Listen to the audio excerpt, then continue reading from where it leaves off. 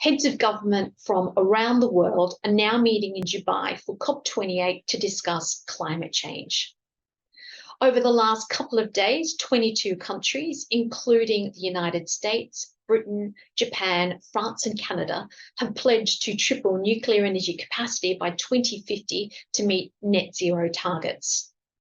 This is a real recognition that if we're going to meet the energy transition requirements, nuclear must play an important role in the future energy mix. This doesn't negate the importance of renewable energy, but it is an acknowledgement that there must be a reliable source of low-carbon baseload power. Now, other than hydro, which is largely dependent on environmental circumstances, nuclear really fits the bill. So what does this mean? Countries are going to have to get it together to deal with planning, approvals, upgrades, and building of plants to meet the pledge requirements. The pipeline of production is going to have to be filled. Following Fukushima, there was a retraction in the market, with exploration, development, and even production stalling for at least a decade.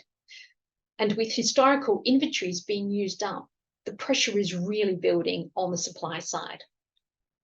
All of this is happening against a background of increasing uranium prices. At $81 a pound, we're now at pre-Fukushima levels. Some of you would remember the buzz of uranium prices hitting $140 a pound in 2007. This is the same sort of buzz that is building in the market now, except now you have a strong global sentiment that nuclear must play a significant role in the supply of energy going forward. I'm so proud and excited to be part of this sector. ENRG Elements has its flagship project, the Agadez Uranium Project, which is located in the Tim Mersoï Basin in Niger.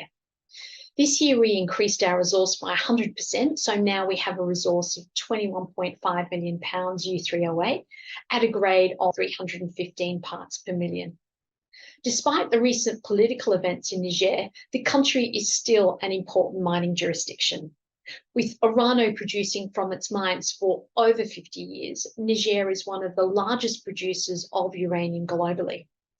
And also you have Canadian-listed Global Atomic and GoviEx, both on the verge of development. And as such, the significance of Niger as a uranium producer is only going to become more pronounced given the country's rich uranium reserves and the increasing global demand for nuclear energy.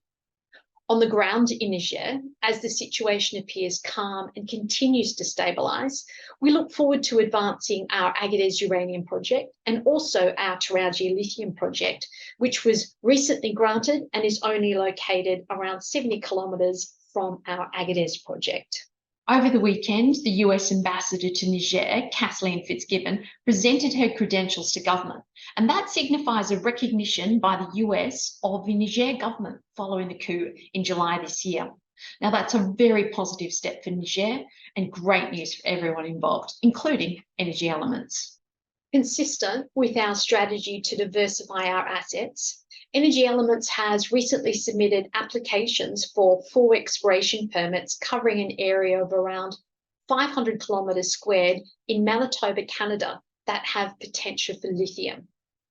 2 of the permit areas, Handle Lake and Split Lake, are located within the Churchill province, and the other 2 areas, Unwin Lake and Beaver Hill Lake, are located within the Superior province and have similar geological characteristics to that of the world-class Tanko LCT mine, also located in Manitoba, which has been producing lithium, tantalum and cesium for around 50 years. We chose these permit areas because of the favourable geological setting and also because historical drilling and exploration results have indicated that there are pegmatites existing as either dikes, veins or swarms. These applications are exciting because they're located in the lithium pegmatite belt that stretches from James Bay in Quebec through northern Ontario and into eastern Manitoba. The right place, the right geology, the right opportunity. Because all historical exploration was focused on base metals and precious metals, there's been no testing of lithium or its associated minerals. Nonetheless, the historical exploration work provides a great basis for us to plan our exploration activities for these project areas once they've been granted. We'll keep the market updated as things progress.